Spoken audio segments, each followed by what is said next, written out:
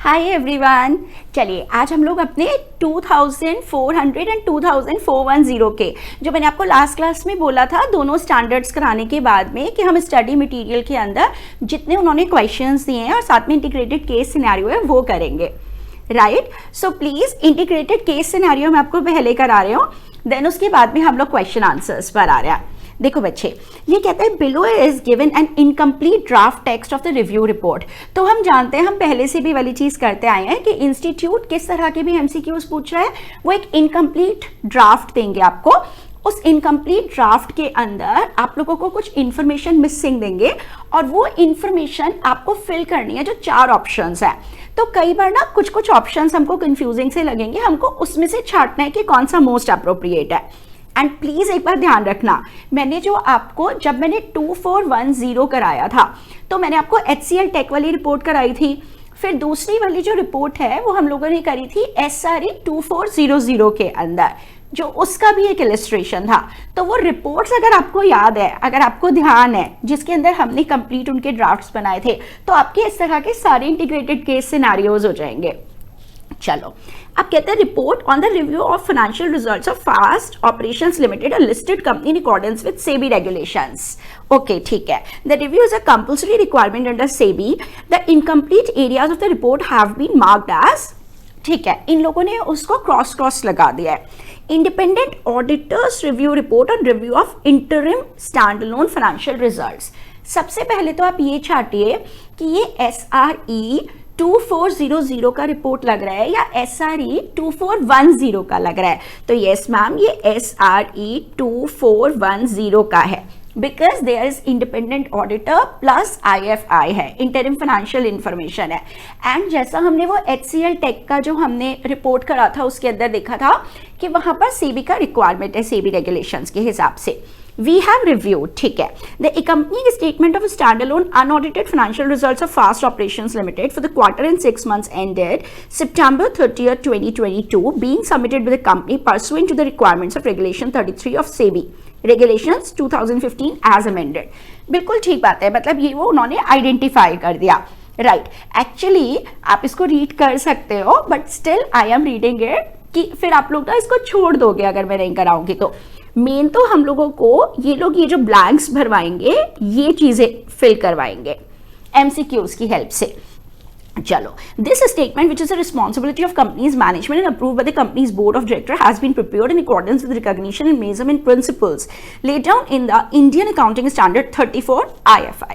हमने भी यही करा था कि यहाँ पर क्या है, किसके अनुसार बनाए जाते हैं।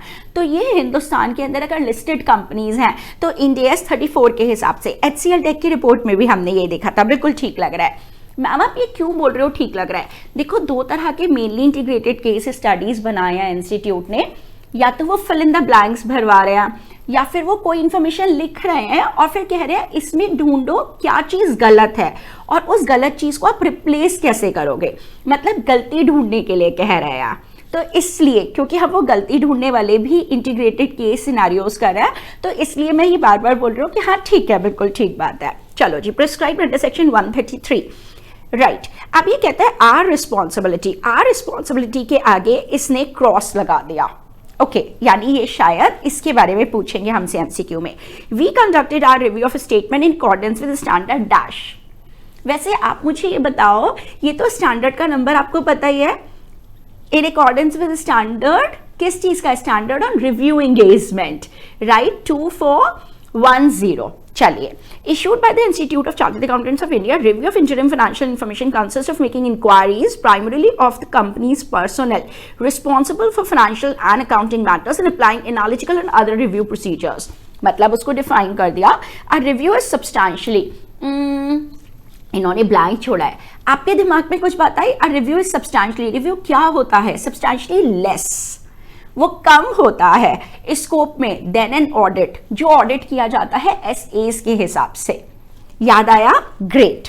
Based on a review conducted as stated in paragraph 3 above dash dash, मतलब उसने अपना कंक्लूजन एक्सप्रेस किया होगा। चलिए, using your knowledge answer the following questions to complete the draft text of review report of the fast operations limited. आप लोगों को जो हमने प्रोवाइड कराई हुई है रिव्यू रिपोर्ट और जो हमने HCL टेक वाली की थी, वो अगर दिमाग में है तो बहुत आराम से इस तरह के MCQs आपके हो जाएंगे। पहला कहता है name of addressee is missing from text of draft review report, identify the most appropriate option. ठीक है, जब हम रिव्यू रिपोर्ट की बात करते हैं तो रिव्यू रिपोर्ट, क्या रिव्यू रिपोर्ट मेंबर्स को एड्रेस की जाती है? नहीं।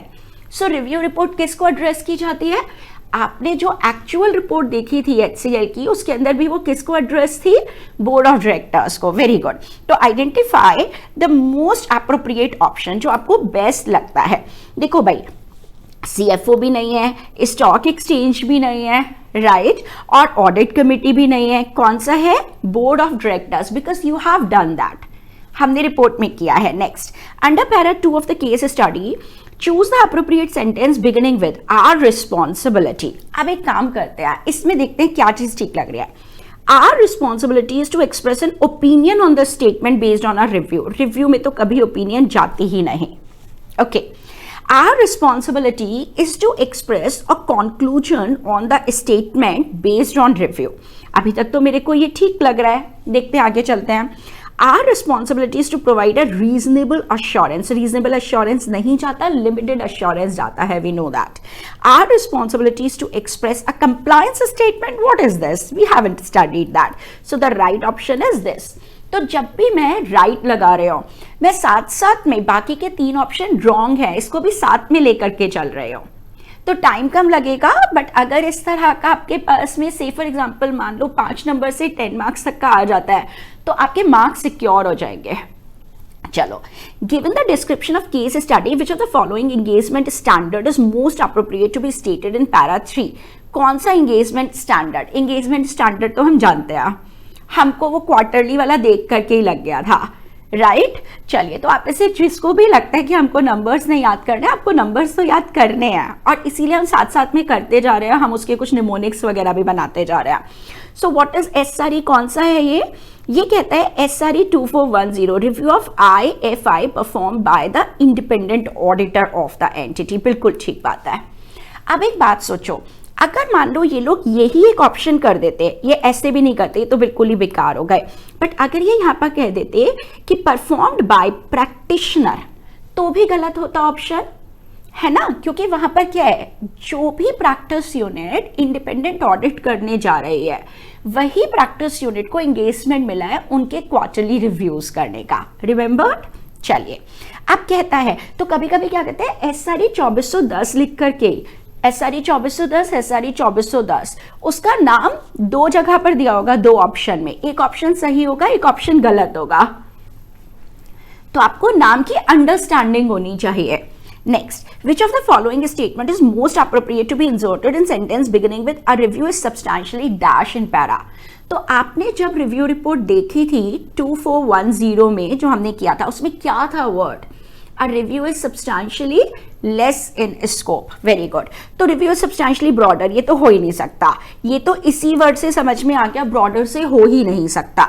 अब देखो, यहाँ पे 2 हैं, it is substantially narrower in scope, कितनी बार दिया हुआ है, a review is substantially less in scope। तो एक बार लेस इन स्कोप वाले का लैंग्वेज देख लें।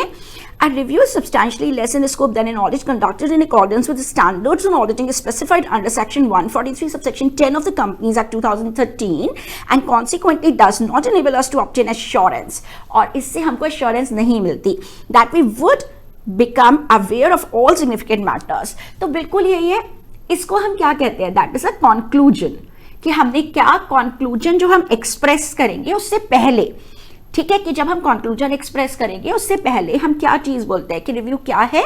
रिव्यू कम काम करना है।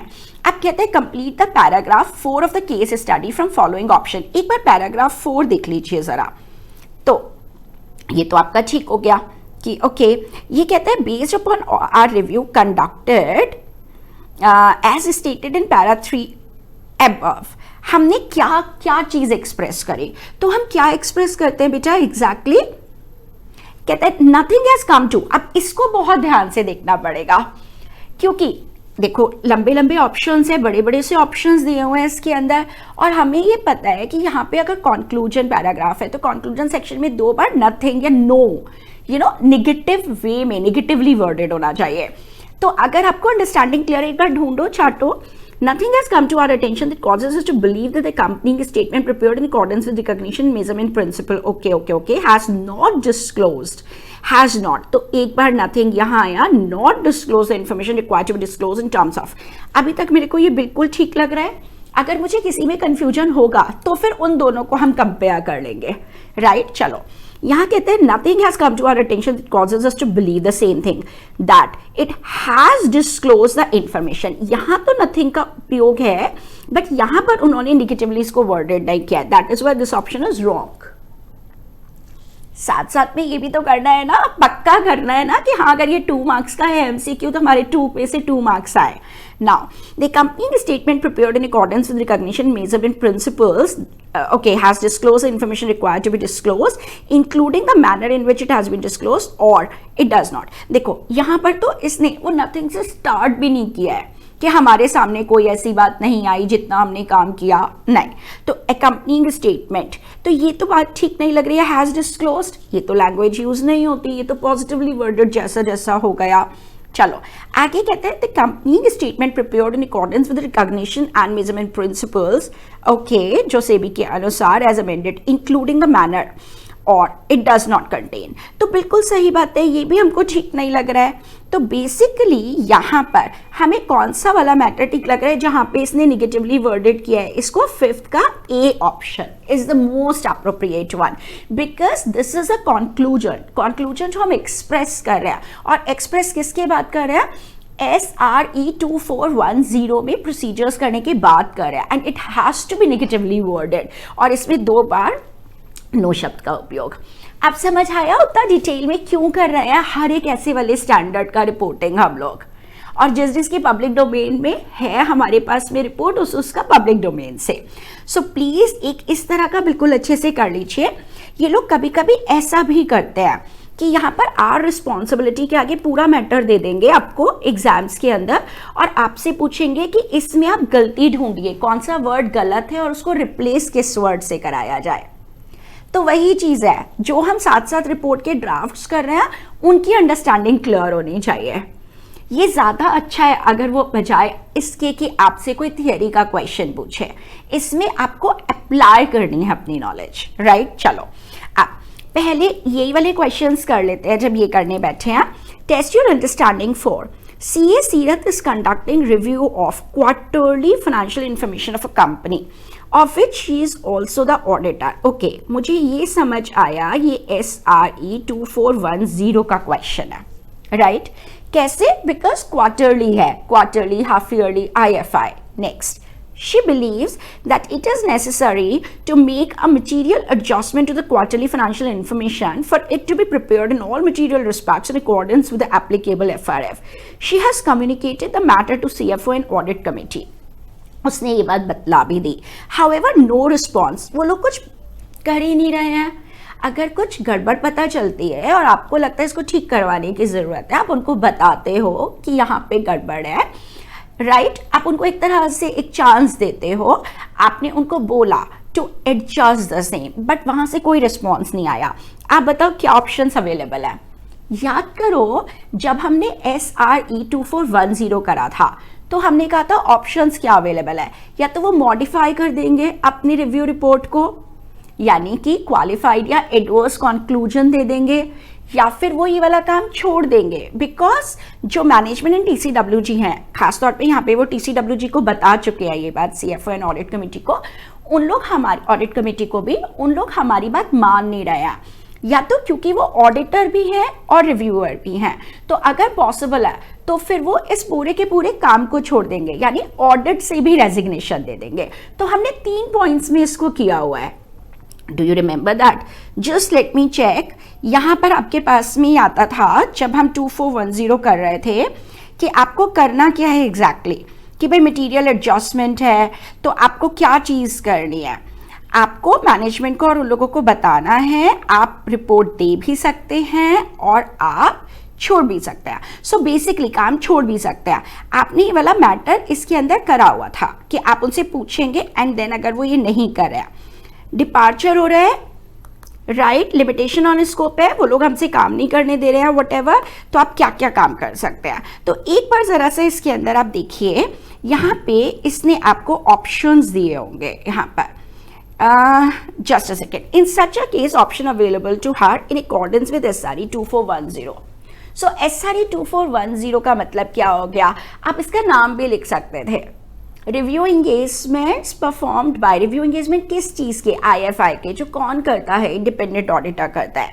वो क्या करेगा? वेदर टू मॉडिफाई, या तो मॉडिफाई या फिर विड्रॉ करने का सोचेंगे या फिर रिजाइन करने का सोचेंगे। I think that is okay. चलो एक बार इसके answers please, because these are given in your study material institute का जो नया स्टडी मटेरियल है न्यू स्कीम के लिए, यू कैन डू दैट।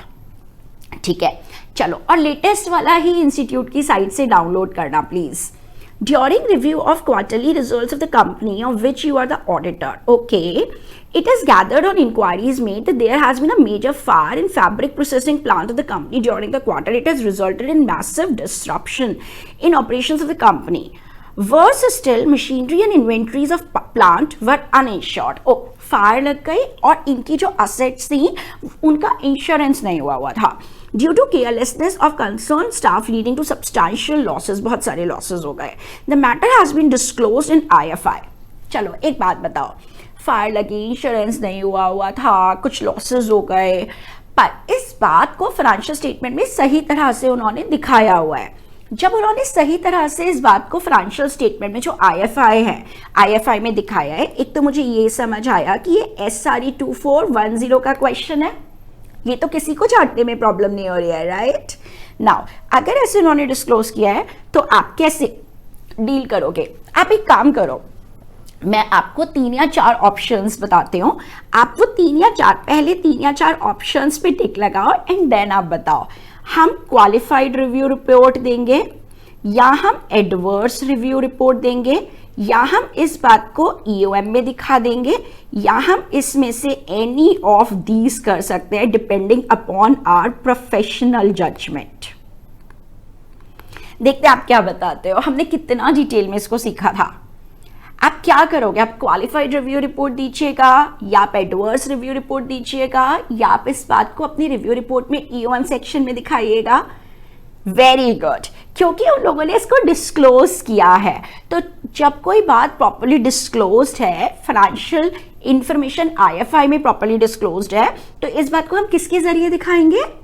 बहुत बढ़िया, हम इसको EOM के जरिए दिखाएंगे। तो हम इसके अंदर EOM की सारी बात को डिस्क्राइब कर देंगे। देखो, अगर आपने भी EOM बोला तो खुद को प्लीज मेरी तरफ से 2 बार अच्छे से वेरी गुड आप बोल दीजिए, बिकॉज ऐसे क्वेश्चंस आपके पास में MCQs में भी आ सकते हैं और इस तरह से आपको डिटेल में लिखने के लिए भी आ सकते हैं।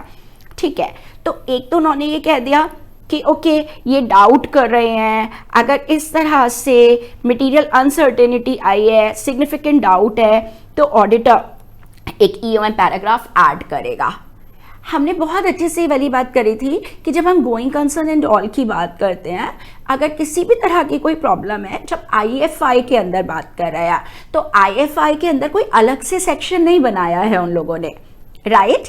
तो इस वजह से इसका जिक्र किस में जाएगा? अगर एप्रोप्रिएटली डिस्क्लोज है तो EOM में। और अगर मान लो वो नहीं होता मतलब इस तरह से डिस्क्लोज नहीं होता, तो हम जो रिव्यू रिपोर्ट देते उस रिव्यू रिपोर्ट के अंदर या तो क्वालिफाइड कंक्लूजन, जैसे हम रिव्यू रिपोर्ट लिखते हैं, या क्वालिफाइड कंक्लूजन लिखते हैं या एडवर्स कंक्लूजन लिखते हैं, ये चला जाता अगर उन्होंने उसको डिस्क्लोज नहीं किया होता। तो जाहिर सी बात है, जब इसको प्रॉपर्ली उन्होंने डिस्क्लोज किया है तो जो मैनेजमेंट को करना था वो किया है, that is why EOM is to be. ये आपको जो मैंने नोट्स दिए हैं उसके अंदर गोइंग कंसर्न वाले सेक्शन में कंप्लीटली दिया हुआ था, राइट। तो इसका एक केस स्टडी इन्होंने बना दिया। हो रहे हैं क्वेश्चंस? चलिए अब हम आते हैं अपने नेक्स्ट वाले स्टैंडर्ड पर, जो हमारे पास में था SRE 24 2400 उसके क्वेश्चन। एक तो याद करो जब हम SRE 2400 की बात करते हैं तो उस SRE 2400 के अंदर क्या कभी भी वर्ड ऑडिटर यूज करते हैं? तो नहीं, हम ऑडिटर वर्ड यूज नहीं करते हैं। हम हमेशा वहां पे वर्ड क्या यूज करते हैं? हम वहां पे वर्ड प्रैक्टिशनर यूज करते हैं। आप ये पूरा कर चुके हैं अच्छे से, राइट और हम लोग ये क्या कहते हैं जब हम प्रैक्टिशनर की बात करते हैं? तो प्रैक्टिशनर के केस के अंदर वो फाइनेंशियल इंफॉर्मेशन का रिव्यू करने के लिए जाता है। एक तो ये आपसे ये कह रहा है एक क्वेश्चन के अंदर, Roma limited has entered into a contract with Doma limited. There is a condition in the contract by virtue of which Roma Limited is required to get its financial statements reviewed for a year on a quarterly basis in accordance with the financial reporting provision of the contract. एक तो बात आप ये समझ लो कि इसमें कोई same auditor नहीं है, ऐसा कुछ नहीं है। एक तो ये स्पेशल पर्पस फाइनेंशियल स्टेटमेंट है। अगर ये स्पेशल पर्पस फाइनेंशियल स्टेटमेंट है तो even special purpose financial statement का भी review in accordance with SRE 2400 हो सकता है। क्या ये ऐसा कराया जा सकता है from a professional accountant in practice? बिल्कुल कराया जा सकता है, राइट?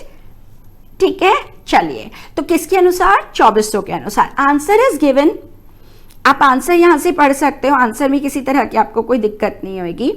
चलिए एक क्वेश्चन इनका सेल्फ इसमें ही होगा, आपको मिलेगा, दैट इज, मैंने मार्किंग तो किया था बिकॉज यू नो पता है ये वाला जो चैप्टर है ना, ये चैप्टर अच्छा खासा दिसा चैप्टर है, काफी बड़ा चैप्टर है ये।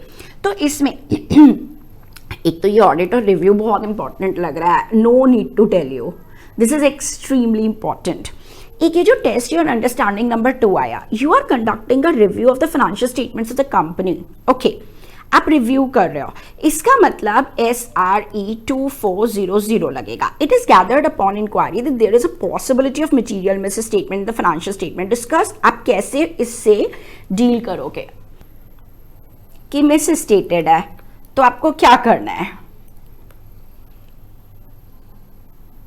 अगर मिस स्टेटेड लग रहा है तो आपको क्या करना है ना? हाँ मैं जानती हूँ आपको इसको काफी कुछ तैयार करना पड़ रहा है, बट स्टिल कि भाई क्या लग रहा है, फर्दर प्रोसीजर्स आप कर सकते हो। तो बेसिकली इसका भी आंसर इन लोगों ने दिया हुआ होगा, जस्ट अ सेकेंड।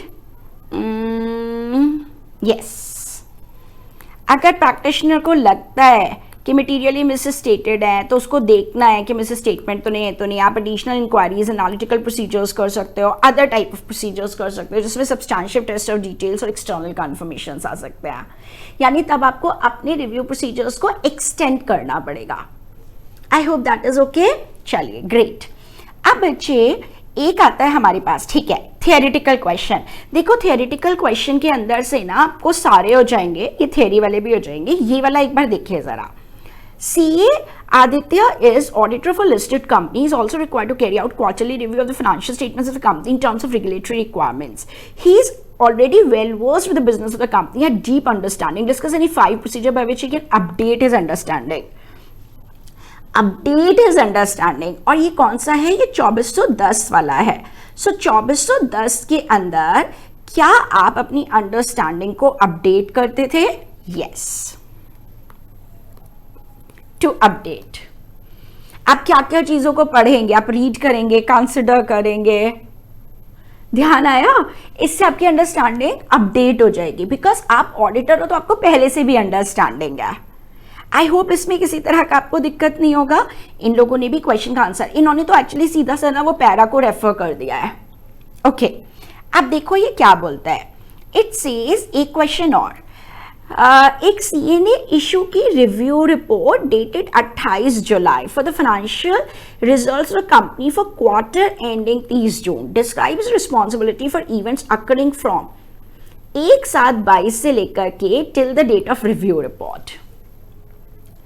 बेसिकली हमको ये event occurring after balance sheet जैसी बात बोल रहा है। तो आपको रिव्यू के केस में क्या करना होता है? रिव्यू के केस में, again I am speaking, review के केस में आपको क्या करना होता है? आपको रिव्यू के केस में मैनेजमेंट से इंक्वायर करना होता है that they have identified all the events which require adjustment और डिस्क्लोजर इन IFI। तो हम ये वाली चीज़ कर लेंगे क्योंकि हमने उसके ऊपर ज़्यादा प्रोसीजर्स नहीं, तो ऑडिटर को इंक्वायर करना है। I hope that is okay.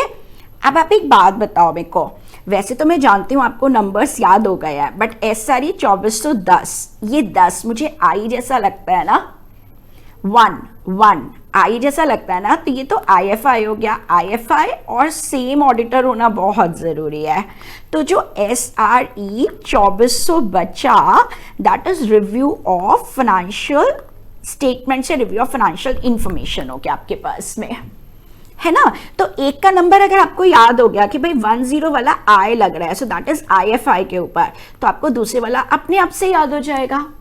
अब आप एक काम करोगे, अभी बैठ करके ये वाले क्वेश्चंस और इवन ये वाला जो इंटीग्रेटेड केस सिनेरियो है, इसको एक बार और अच्छे से कर जाओ, ताकि हम लोग यहीं से पढ़ लो एक बार, ताकि हम लोग अपने नेक्स्ट क्लास के अंदर अदर एंगेजमेंट स्टैंडर्ड स्टार्ट कर दें, नेक्स्ट वाला सीरीज और स्टार्ट कर दें, right. Thank you so much.